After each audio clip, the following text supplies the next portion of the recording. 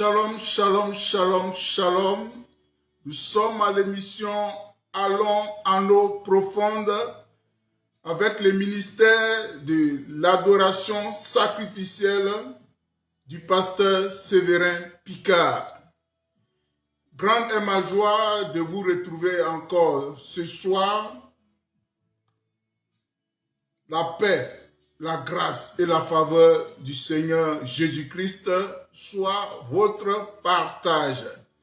Bien-aimés, sans plus tarder, nous allons aborder le thème de ce soir qui est ainsi libellé. Faire la volonté de Dieu est au-dessus d'accomplir les œuvres de Dieu. Faire la volonté de Dieu est au-dessus d'accomplir les œuvres de Dieu. Bien-aimés, vous voyez, méditer la parole est très important. Aujourd'hui, nous sommes au mercredi. Je crois bien que c'est le lundi. J'ai médité la parole de Dieu avec une sœur en Christ. Et je lui ai dit de choisir un texte pour qu'on puisse méditer et puis prier avec. Et sois bénie ma sœur, ma grande sœur chérie. La faveur de Dieu soit ton partage. Donc je méditais avec une de mes sœurs que j'appelle affectueusement Serette. Et je lui ai dit de choisir un texte. Et elle a choisi le texte de Éphésiens, chapitre 1, chapitre 5. On a lu tout le chapitre. Et il y a 3 versets qui ont retenu mon attention, à savoir le verset 1 de Éphésiens 5, qui pouvait dire « Devenez donc les imitateurs de Dieu. » Devenez des imitateurs de Dieu. Sois béni, mon frère, depuis ta position. Dieu t'arrose de ses bénédictions. Devenez donc les imitateurs de Dieu comme des enfants bien-aimés. Bien-aimés. Nous devons devenir imitateurs de Dieu. Mon frère Armand, hey, ça fait longtemps. Dieu te bénisse. Donc, le Dieu que nous connaissons, c'est Jésus. C'est lui qui est venu sur terre et on doit l'imiter. Bien-aimés, soyons donc les imitateurs de Christ. Et le verset 10 a dit, examinez ce qui est agréable au Seigneur. Bien-aimés, nous devons tout faire pour examiner ce qui est agréable au Seigneur. Ce n'est pas ce qui est agréable pour nous, mais ce qui doit être agréable pour le Seigneur. De la manière dont nous nous comportons, notre vie, notre manière de réfléchir, notre manière de faire, de parler, doit être agréable au Seigneur. Et le verset 17, qui pouvait dire, c'est pourquoi, bon, le verset 16 a dit que de racheter le temps parce que les jours sont mauvais. Mais le verset 17 a dit quoi? C'est pourquoi ne soyez pas inconsidérés. Ne soyez pas inconsidérés, mais comprenez quelle est la volonté du Seigneur. Alléluia. Quelle est la volonté du Seigneur? Ne soyez pas inconsidérés, mais comprenez quelle est la volonté du Seigneur. Bien-aimés, ne soyez pas inconsidérés. Inconsidérés, c'est comme, ça veut dire manque de réflexion, irréfléchi, inconscient. Bien-aimés, ce que nous devons faire devant une situation, de chercher la volonté de Dieu, de chercher que la volonté de Dieu. Alléluia. C'est pour ça, l'apôtre Paul a dit, il ne faudrait pas qu'on manque de réflexion. Il ne faudrait pas qu'on soit inconscient. Bien-aimé, cherche toujours à faire la volonté de Dieu. Parce que la volonté de Dieu est au-dessus d'accomplir les actes, d'accomplir l'œuvre de Dieu. Bien-aimé, c'est Dieu qui nous donne les instructions pour faire son œuvre. C'est Dieu qui nous dit, fais ça, fais ça, fais ça. Et il a donné les instructions. Mais, avant de faire, il faut que nous demandons si Dieu a mis, ou bien a donné sa caution, ou bien il a mis son OK. Bien-aimé, même Jésus-Christ faisait la volonté de son Père. Bien-aimé, laisse-moi te dire, prends la Bible dans le livre de Jean 4. Jean 4, le verset dit quoi? Et c'est Jésus qui parlait avec la femme samaritaine.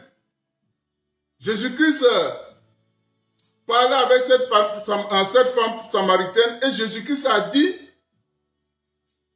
bon, aux disciples d'aller en ville pour aller acheter de la nourriture. Et à leur retour, ils ont aperçu Jésus qui était en train d'échanger, de discuter avec cette femme. Et Jésus-Christ a déclaré, ma nourriture est de faire la volonté de celui qui m'a envoyé et d'accomplir son œuvre. Ma nourriture est de faire la volonté de celui qui m'a envoyé et d'accomplir son œuvre. Bien-aimé, tu manges tous les jours, non? Tu manges tous les jours, non? Donc c'est tous les jours que tu dois faire la volonté de Dieu. De la manière, tu manges tous les jours. Regarde combien de fois tu aimes la nourriture. Tout ça c'est pour vous taquiner un peu. Tous les jours tu manges. Donc tous les jours tu dois faire la volonté de Dieu. C'est la volonté de Dieu qui doit être ta priorité. Et Jésus-Christ a accompli la volonté de Dieu. Il a obéi textuellement à la volonté de Dieu. Et lorsque tu continues dans Jean 6, le verset 38, la Bible nous dit, et c'est Jésus qui est en train de parler, car je suis descendu du ciel pour faire non ma volonté, mais la volonté de celui qui m'a envoyé. Est-ce que tu comprends? Jean 6, 38.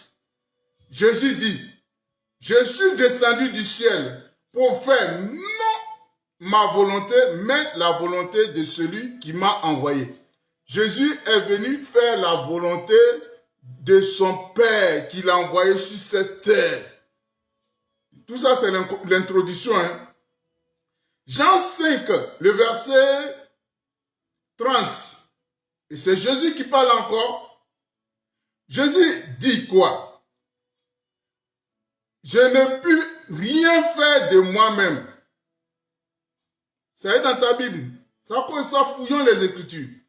Je ne puis rien faire de moi-même selon que j'attends.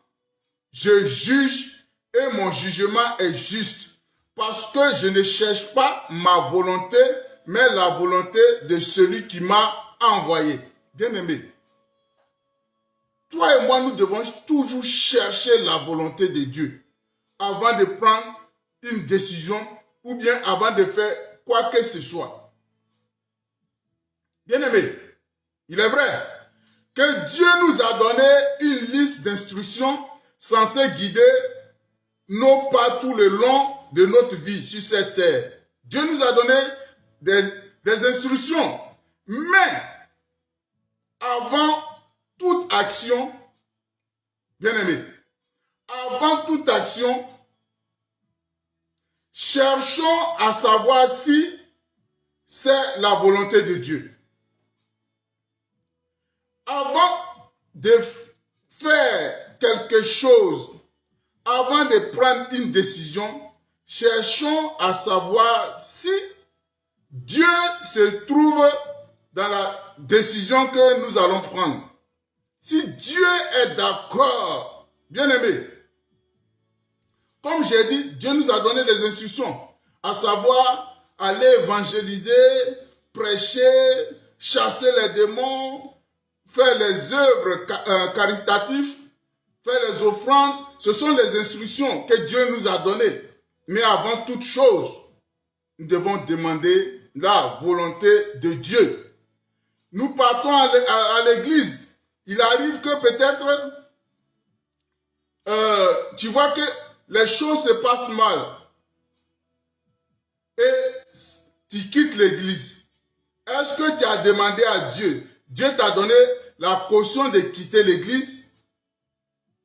Il y a des fois, Dieu t'envoie pour que tu puisses intercéder, pour que les choses puissent aller en avant. Et il y a d'autres cas aussi. Tu es là, les choses ne vont pas. Et tu es là à cause, parce que tu as des affinités avec soit les pasteurs ou bien les dirigeants. Tu restes là. Tu sais que les choses ne vont pas, mais tu restes là. Peut-être Dieu te dit, Dieu amène ce genre de situation pour te faire quitter. Mais tu es là. Je vous ai toujours dit, affaire de l'église là.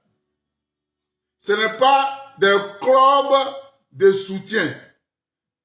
Bien aimé, l'église, tu es allé chercher ton Dieu.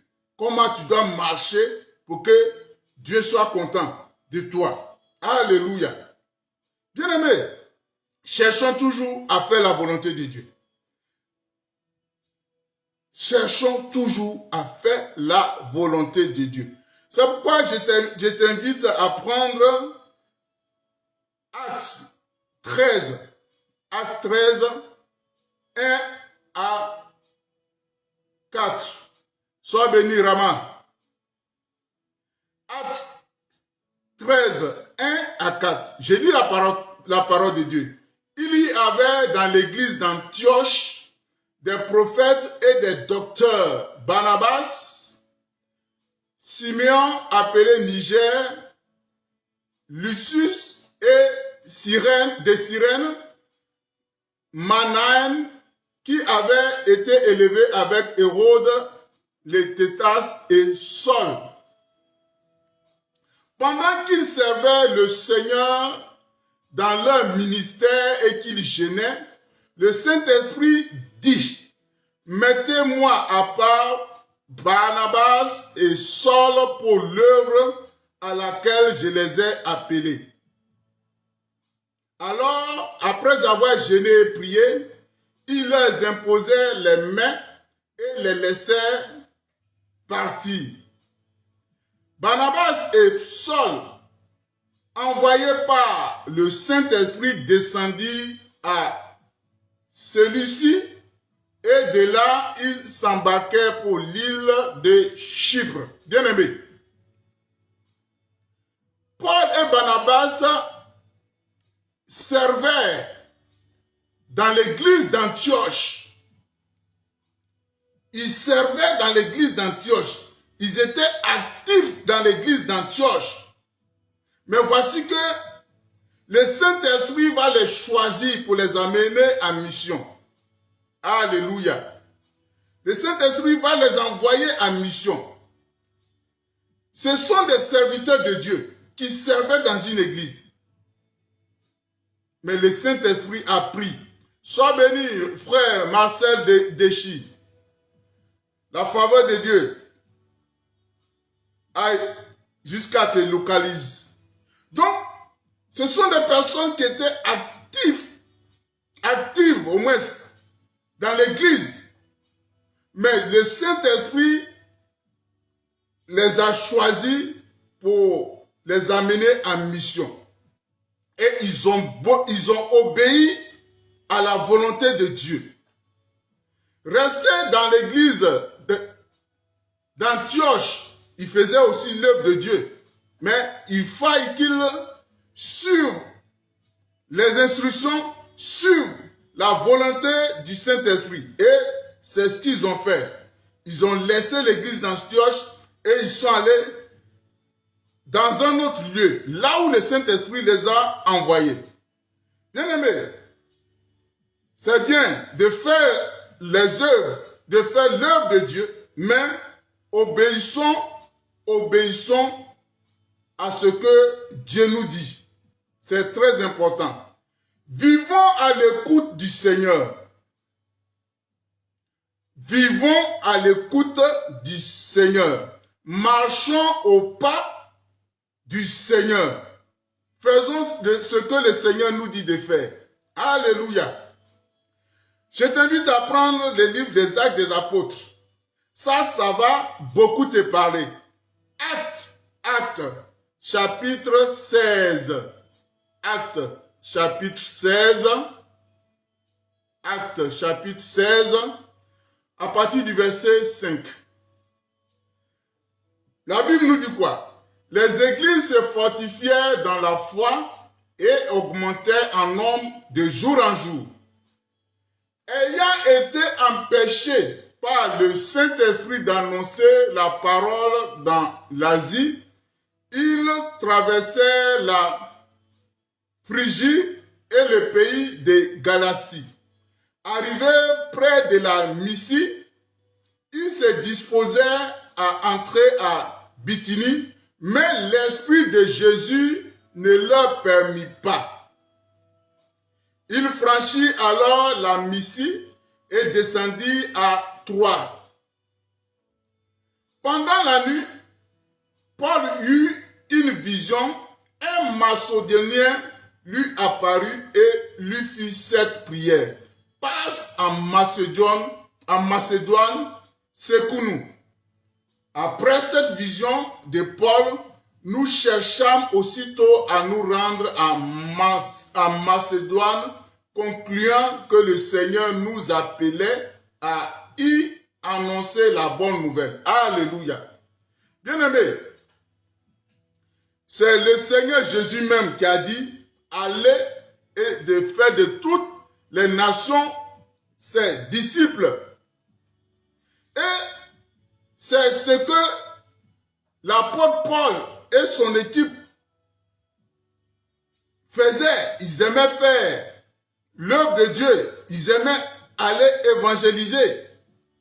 Et l'apôtre Paul même a dit que malheur à lui s'il n'annonce pas l'évangile. Voici qu'ils ont fait un programme pour aller évangéliser. Aller évangéliser, c'est une bonne chose. C'est faire l'œuvre de Dieu. C'est accomplir l'œuvre de Dieu. Mais voici que par deux reprises, le Seigneur a dit, niet, n'allez pas. Si c'était d'autres personnes, ils vont dire non, ça, c'est pas Dieu qui les parle. Que c'est peut-être c'est Satan qui est en train de les parler. Par deux reprises, le Seigneur a dit de ne pas aller. Parce qu'il ne trouvait pas de nécessité, peut-être pendant ce temps-là. Où la mission s'avère nécessaire, c'était en Macédoine. Donc, Paul a eu la certitude du Seigneur que c'est en Macédoine qu'il devait aller évangéliser. Il a suivi la volonté de Dieu. Obéissons à la volonté de Dieu. Parce que la volonté de Dieu est au-dessus de l'accomplissement ou des œuvres que nous faisons pour le Seigneur. La volonté de Dieu est au-dessus des œuvres que nous faisons pour le Seigneur. C'est Dieu même qui a dit d'aller évangéliser. Mais c'est à Dieu de te donner les directives. C'est à Dieu de te dire, il faut aller ici, il ne faut pas aller là. Mais nous, comme on a dit, on dit comme c'est Dieu qui a dit là, donc on fait ça sans réfléchir. On fait ça sans réfléchir. Cherchons la volonté de Dieu jusqu'à ce qu'elle nous soit révélée clairement avant de nous engager. Je répète, cherchons la volonté de Dieu jusqu'à ce qu'elle nous soit révélée clairement avant de nous engager. En toutes choses, que ce soit dans l'œuvre, que ce soit dans les choix que nous faisons, que ce soit dans le choix des fiançailles, que ce soit dans les choix au niveau du service, cherchons toujours la volonté de Dieu. Cherchons toujours la volonté de Dieu. Bien-aimé, faire la volonté de Dieu, c'est pas facile, hein? C'est pas du tout facile. C'est même pas du tout facile. Oui, c'est pas du tout facile. Même Jésus. C'est pour ça, je t'invite à prendre Matthieu 26. Prends Matthieu 26. Matthieu 26. Matthieu chapitre 26. C'est pas facile de faire la volonté de Dieu. C'est pas du tout facile. Matthieu 26, à partir du verset 42. Alléluia. C'est l'histoire de Jésus. Ce sont les derniers jours après avoir fêté la Pâque. C'était pendant ce temps qu'on devait l'arrêter pour qu'il puisse aller mourir à la croix pour toi et moi. Et la Bible nous dit, il était allé avec ses disciples dans un lieu et il a dit à ses disciples de l'aider parce que c'était un moment pénible pour lui. C'était un moment pénible. Et il devait accepter la volonté de Dieu. C'était pas facile. À Gethsémane, c'était pas facile. Oui, à Gethsémane, c'était pas facile. Donc Jésus-Christ est allé prier son Père. Il allait demander la volonté de Dieu.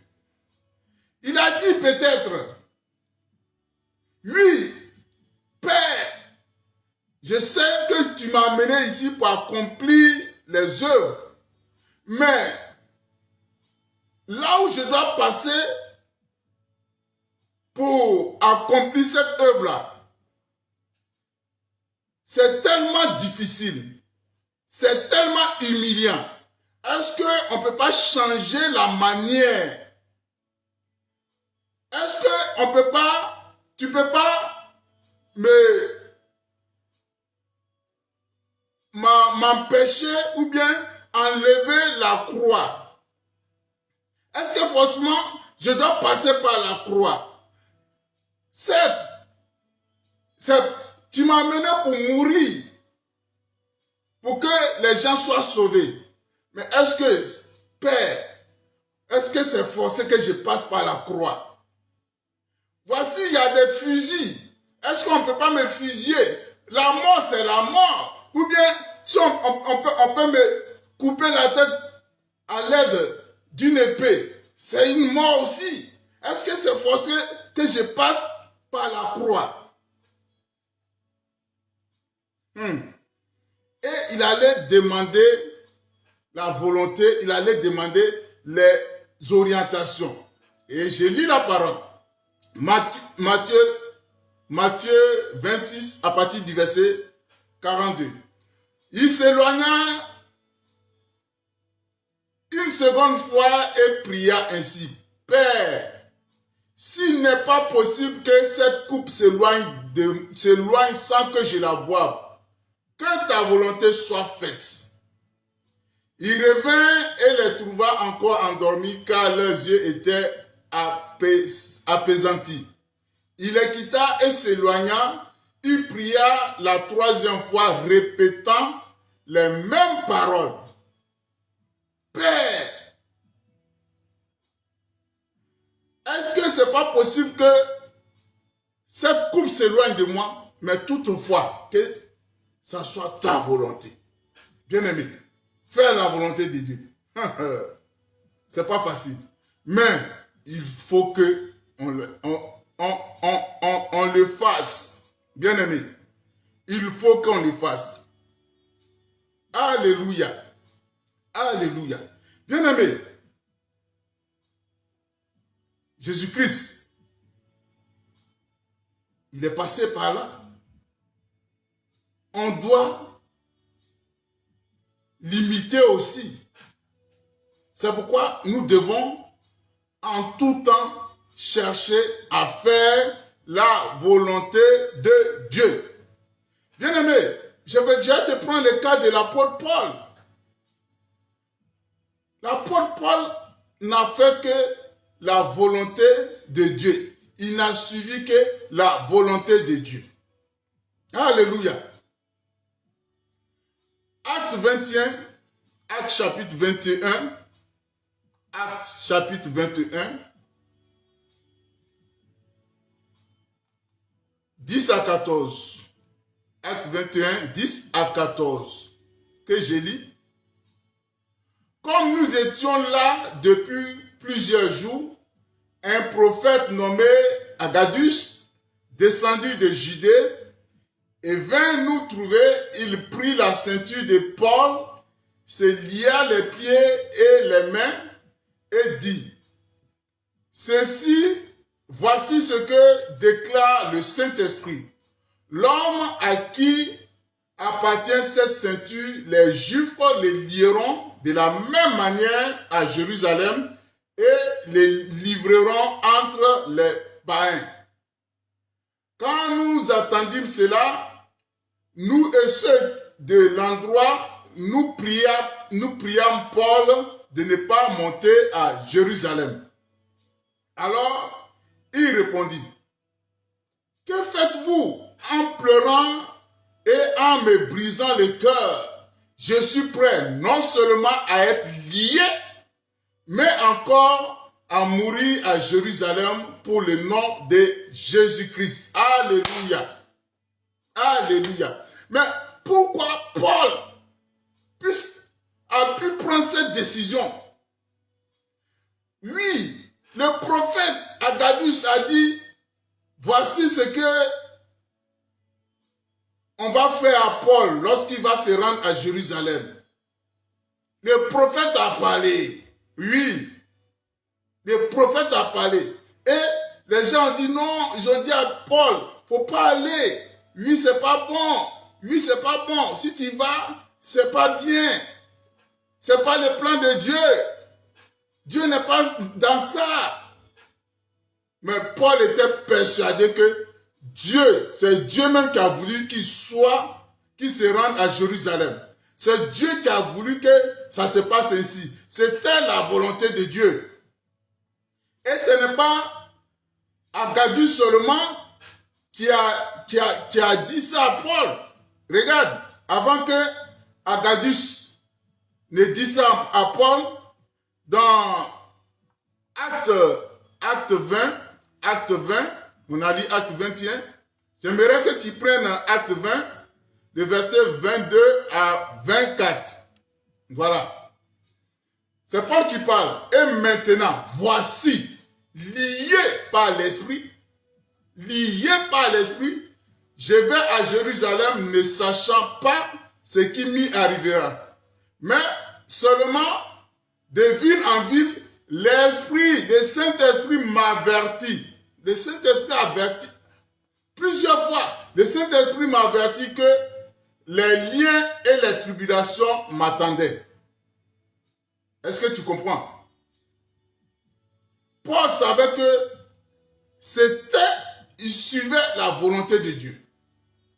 Il suivait la volonté de Dieu. Alléluia. Alléluia. Donc, c'est bien beau de faire les œuvres pour le Seigneur, mais suivons d'abord la volonté de Dieu. Et pourquoi Paul a pu prendre cette décision malgré qu'il a été averti par le Saint-Esprit? C'est parce que il devait passer par là. Moi, au début, j'ai dit, mais attends, Paul est en train de défier, il est en train de défier le Saint-Esprit. Moi-même, je disais, mais attends, on te dit, voici ce qui va t'arriver. Mais tu t'entêtes. Mais c'est après que j'ai vu que c'était la volonté de Dieu. C'est pourquoi j'aimerais que tu prennes Actes chapitre 9. Actes chapitre 9. À partir du verset 14. Actes chapitre 9. À partir du verset 14. Bon, vous savez, quand Paul partait à Damas pour aller faire arrêter les disciples de Jésus, il a rencontré Jésus sur la route et il a été aveuglé. Il gênait, il priait. Dieu a envoyé un de ses serviteurs, Ananias, pour aller dire à Paul, pour aller prier pour Paul, pour que Paul puisse recevoir son baptême. Et voici ce que l'Esprit de Dieu, voici ce que Jésus-Christ disait à son envoyé. Je lis la parole de Dieu. C'est Jésus qui parlait à Ananias. Je lis. Acte 9 à partir du verset 14.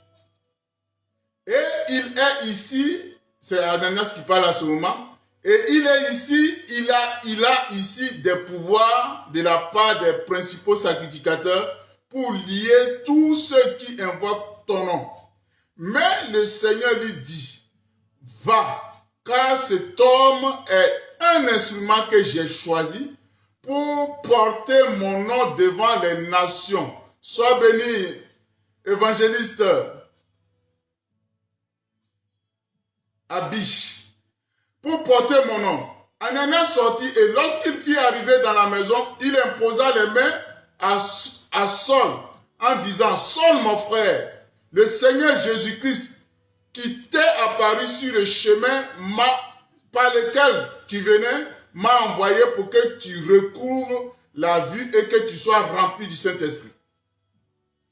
Au même instant, il tomba de ses yeux comme des écailles et il recouvra la vie, il s'éleva et il fut baptisé.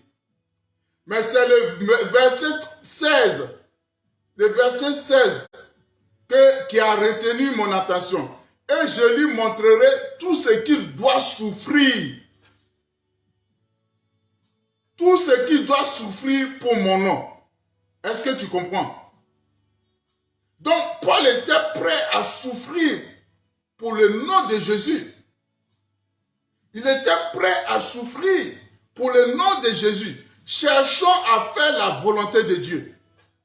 Cherchons à faire la volonté de Dieu. Et moi, ce qui me fait mal, lorsque nous faisons les cultes, on demande l'orientation de Dieu, non? On demande à ce que le Saint-Esprit nous oriente. On demande à ce que le Saint-Esprit nous guide, non? Il y a des fois, on va à l'église. Le Saint-Esprit met un chant. Et le groupe musical est en train de chanter. Où le Saint-Esprit se met en mouvement. On est en train de chanter le seul chant. Mais Dieu est en train de bénir son peuple au travers de ces chants. Mais on n'est pas conscient que même avec ce seul chant, on peut finir le culte. On n'est pas conscient qu'avec Dieu est en train de te dire que même si tu sais chanter, même si tu as une belle voix, il faut continuer ce chant. Après, dès que, bon, je ne sais pas,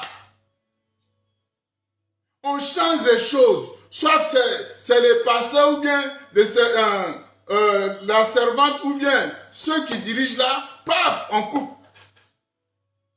Alors qu'on a demandé au Saint-Esprit de nous orienter, on a demandé au Saint-Esprit de nous guider. Oh Seigneur Jésus. Faire la volonté de Dieu est au-dessus d'accomplir les œuvres de Dieu. Marchons au pas de Jésus. Marchons, soyons guidés par le Saint-Esprit. Soyons guidés par le Saint-Esprit. Ce n'est pas le fait de changer les chansons qui va faire qu'on va dire, ah, tu sais chanter. Non, tu peux commencer le culte avec une seule chanson et la seule chanson peut finir le culte. Les serviteurs aussi, il y a des fois même, tu prépares un test, tu arrives là-bas, le Saint-Esprit te dit non, il faut changer. Tu dois l'obéir. Tu dois obéir à ce que le Saint-Esprit te dit de faire. Alléluia. On doit marcher au pas du Saint-Esprit. Cherchons la volonté de Dieu. Jusqu'à ce qu'elle nous soit révélée clairement avant de nous engager, avant de faire quoi que ce soit. Bien aimé, Jésus-Christ aussi a marché selon la volonté de son Père. Bien aimé, Jésus-Christ a marché selon la volonté de son Père. C'est très très important. C'est très très important. Bien aimé. Mais véritablement, je comprends pas. Je comprends pas. On aime faire les choses selon notre propre volonté que de marcher, de faire les choses selon l'Esprit de Dieu. Prends ta Bible. Prends ta Bible. Jésus-Christ même, il a été conduit par le Saint-Esprit. Jésus-Christ, il a été conduit par le Saint-Esprit.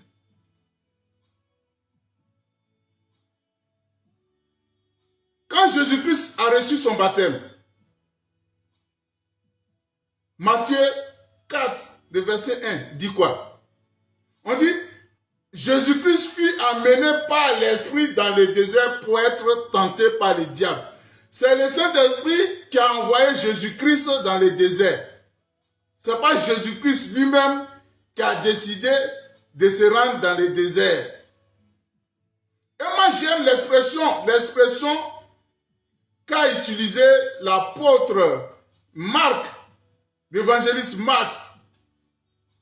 On dit, il a dit, aussitôt l'Esprit poussa Jésus dans le désert. Quand on te pousse là, on te pose une direction. Obéissons à la volonté de Dieu. Obéissons à la volonté de Dieu. Bien-aimé, un homme d'esprit ne doit pas être compris. On ne doit pas comprendre une personne qui marche selon le Saint-Esprit. C'est ce que Jésus-Christ a dit à Nicodème. Il dit, le vent souffle où il veut et on ne peut pas l'attendre. Mais on attend le bruit, mais on ne sait pas d'où il vient, on ne sait pas d'où il va. Et Jésus a dit, il en est ainsi de tout homme qui est né de l'Esprit. Si tu es né de l'Esprit, ta sagesse humaine là, tu dois mettre ça de côté. Ta connaissance là, tu dois mettre ça de côté. Tu dois marcher selon l'Esprit de Dieu. Tu dois marcher selon l'Esprit de Dieu. Et Jésus-Christ même a dit quoi? Dans Jean 4, la Samaritaine, Jésus a dit, l'heure vient, mais elle est déjà là. Où les vrais adorateurs adoreront le Père en quoi? En esprit et en vérité. Car c'est là les adorateurs que le Père demande. Dieu est esprit. Il faut que ceux qui l'adorent en esprit et en vérité. Bien-aimés, laissons le Saint-Esprit nous guider. Laissons le Saint-Esprit nous guider. Obéissons au Saint-Esprit. Obéissons au Saint-Esprit. Marchons selon la volonté de Dieu. Marchons selon la volonté de Dieu. L'apôtre Paul a fait un programme pour aller évangéliser. Mais par 2 reprises, Dieu lui a dit, stop, je vais t'orienter. Il y a des fois, Dieu aussi nous dit, nous donne des orientations, mais voilà, on n'y prend pas garde. Bien-aimé, faire la volonté de Dieu est au-dessus de faire les œuvres pour le Seigneur. Je le répète, faire la volonté de Dieu, c'est au-dessus. Parce que quand tu lis Matthieu 7, ça doit te parler. Oui. Matthieu 7, 21 à 23. Matthieu 7, 21 à 23. Ça va te parler. Matthieu 7, 21 à 23. Je t'amène à prendre Matthieu 7, 21 à 23. Que je lis. Ceux qui me disent, Seigneur, Seigneur, n'entreront pas tous dans le royaume des cieux. Mais celui-là, seul qui fait quoi? La volonté de mon Père qui est dans les cieux. Est-ce que tu comprends? Ceux qui me disent, Seigneur, Seigneur, n'entreront pas tous dans le royaume des cieux. Mais celui-là seul, qui fait la volonté de mon Père qui est dans les cieux. Ok, il ne s'est pas arrêté là. Il dit, plusieurs me diront en ce jour-là. Plusieurs me diront en ce jour-là. Seigneur, Seigneur, n'avons-nous pas prophétisé en ton nom? Ça, c'est faire les œuvres. Prophétiser au nom de Jésus, c'est faire les œuvres pour le Seigneur. N'avons-nous pas chassé les démons en ton nom? Ça, c'est faire les œuvres pour le Seigneur. Et n'avons-nous pas fait beaucoup de miracles en ton nom? Ils ont insisté, beaucoup de miracles. Toi aussi, tu vas dire oui. Est-ce que, Seigneur, oui, je suis allé évangéliser. Seigneur, toi, on me dit de faire ceci. J'ai financé, j'ai soutenu ce ministère. J'ai fait ceci, cela. Ça là, c'est bien, c'est bon. C'est bon. Et je t'encourage aussi de le faire. C'est bien beau. C'est bon. J'insiste. Mais, c'est qui va ouvrir la porte pour ton salut? C'est de faire la volonté de Dieu. C'est de faire la volonté de Dieu. C'est de faire la volonté de Dieu. Bien aimé. Il y a des fois, tu veux faire quelque chose. Il y a des fois même, moi, sincèrement, il y a des fois, quand tu vas dans un programme,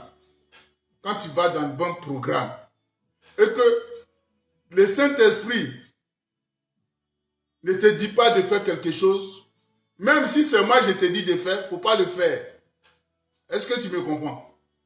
Tant que le Saint-Esprit ne t'a pas convaincu et que moi, je te dis de le faire, il ne faut pas le faire.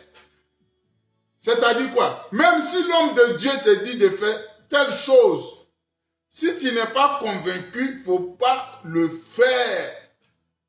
Parce que la Bible nous dit, tout ce qu'on fait sans conviction est péché. Il y a des fois, tu veux faire telle chose, le Seigneur te défend. Mais on dit non, voilà, Seigneur, c'est pas toi-même qui as dit ça, c'est toi-même qui as dit de faire. Mais cette fois-ci, le Seigneur te dit, il ne faut pas faire. Il ne faut pas le faire. Il ne faut pas le faire. Cherchons à faire tout ce que le Seigneur nous dit de faire. Non pas tout ce que l'homme de Dieu nous dit de faire. Cherchons à faire ce que le Seigneur nous dit de faire. C'est le cas de Paul. Agadus a dit, celui à qui appartient cette ceinture, voici comment les Juifs vont le traiter. Mais Paul, il sait. Le Saint-Esprit lui a déjà dit, il a dit, il est lié. Mais si on te lie, la personne qui t'a lié, c'est la personne qui est maire de toi, il est lié par le Saint-Esprit. Sinon, Paul pouvait dire, oui, voici le grand Agadus. Est-ce que tu connais le prophète Agadus? Lui, quand il prophétise, ça arrive, il a prophétisé qu'il va avoir famine. C'est arrivé. Et c'est celui-là qui a dit à Paul, voici ce qui va t'arriver. Mais Paul, sachant ce que Dieu lui a dit, il a fait ce que Jésus-Christ lui a dit. C'est vrai, Agadus, il a confirmé ce qui va se passer. Mais ce n'est pas pour que Paul puisse échapper à ça. Parce qu'il est lié. Il doit passer par là. Alléluia. Alléluia. Bien-aimés, cherchons toujours à faire la volonté de Dieu. Cherchons toujours à faire la volonté de Dieu. Même dans les œuvres de Dieu, on doit toujours chercher la volonté de Dieu. On doit toujours chercher à faire la volonté de Dieu en faisant les œuvres de Dieu. En faisant les œuvres de Dieu. Tu vois, voir que, bon, dans d'autres communautés, dans d'autres églises, les choses, peut-être les dimanches, c'est comme ça. C'est réglementé. Non! Non! Ça doit changer cette manière de faire. Parce que on doit toujours être conduit par l'Esprit de Dieu. On doit toujours être conduit par l'Esprit de Dieu. Je vois, j'attends même, il y a d'autres communautés où, même le dimanche, tu es en train de prêcher. L'Esprit de Dieu se manifeste. S'il y a quelqu'un qui est possédé, ou le Saint-Esprit veut agir pour libérer cette personne, on dit non, oui, le dimanche là, c'est pour prêcher la parole. Attends, c'est pas, regardez, quand il lit la Bible, c'est pas le jour de sabbat, Jésus-Christ a fait beaucoup de miracles. C'est le jour de sabbat, Jésus-Christ a fait beaucoup de miracles. Le sabbat n'a pas été fait pour le Fils de Dieu, mais le sabbat doit obéir à ce que le Fils de Dieu est en train de faire. Bien-aimés, laissons-nous guider. Marchons selon que Dieu nous oriente, non pas selon notre propre orientation. Bien-aimés, cherchons toujours à faire la volonté de Dieu. Cherchons toujours à faire ce qui plaît à Dieu. Bien-aimés, pour que Dieu puisse rendre témoignage de nous. Pour que Dieu puisse rendre témoignage de nous. Regarde comment Dieu a rendu témoignage de Job. Parce que Satan, il se promène et il voit ce que tu fais. Si tu marches bien, il ne va pas aller parler de toi. Hein? Si tu marches bien, qu'est-ce qu'il va dire de toi? Mais c'est quand tu marches dans la fausseté, il va prendre ça pour aller t'accuser. Il a fallu que c'est Dieu même qui dit à Satan, dis mais attends, tu es quitté où? Non, il dit je suis allé me promener ça et là. Et Dieu a dit, as-tu vu mon serviteur Job? As-tu vu mon serviteur Job? Dieu même a rendu témoignage de Job devant Satan. Tu ne veux pas que Dieu rende témoignage de toi. Parce qu'on dit, Job faisait tout ce qui plaisait à Dieu. Job était intègre. Il ne se détournait ni à gauche ni à droite. Il était droit. Il suivait la volonté de Dieu. Il faisait la volonté de Dieu. Bien aimé. C'est la volonté de Dieu qui est ton gage. C'est la volonté de Dieu qui est la clé qui va ouvrir la porte pour que tu puisses entrer dans la félicité. Sinon, ce ne sont pas les œuvres, ce ne sont pas ce qu'on fait pour Dieu. Quand tu as lu Matthieu 7 là, quand tu as lu Matthieu 7, qu'est-ce que tu as retenu? Qu'est-ce que tu as retenu? Qu'est-ce que tu as retenu?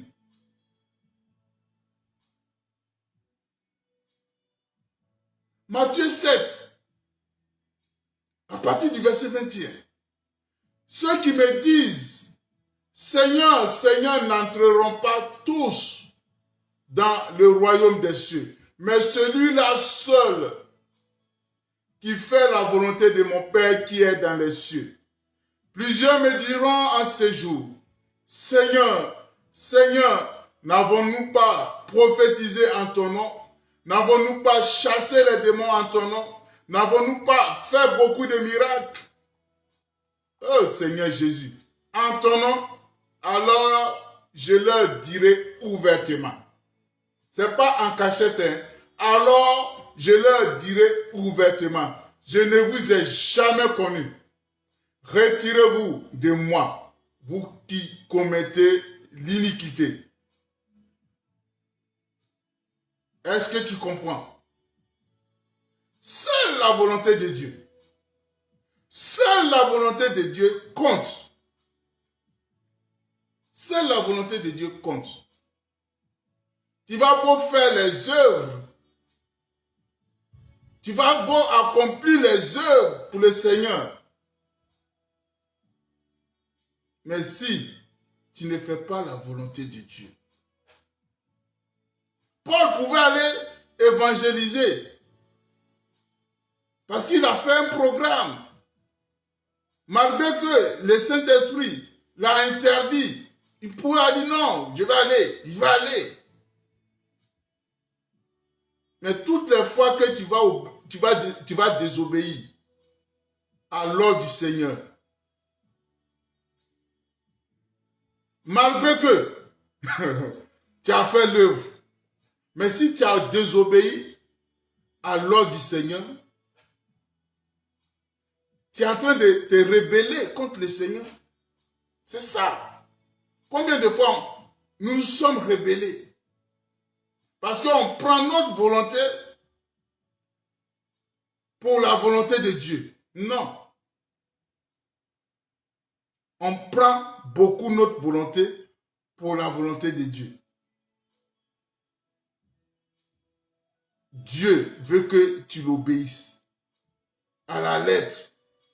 Dieu veut que tu marches à ses pas. Bien-aimé, faire la volonté de Dieu est au-dessus d'accomplir les œuvres de Dieu. Et seule la volonté de Dieu peut t'ouvrir la route pour que tu puisses rentrer dans la félicité. Je le répète, seule la volonté de Dieu peut t'ouvrir la route pour que tu puisses parvenir à la félicité. Faisons très attention.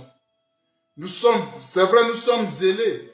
Les ailes, oui, les ailes de ta maison me dévorent. Les ailes pour accomplir tes œuvres me dévorent. Mais tout cela doit se faire selon la volonté de Dieu.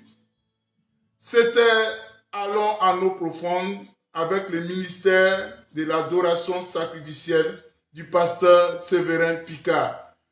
Dieu vous aime!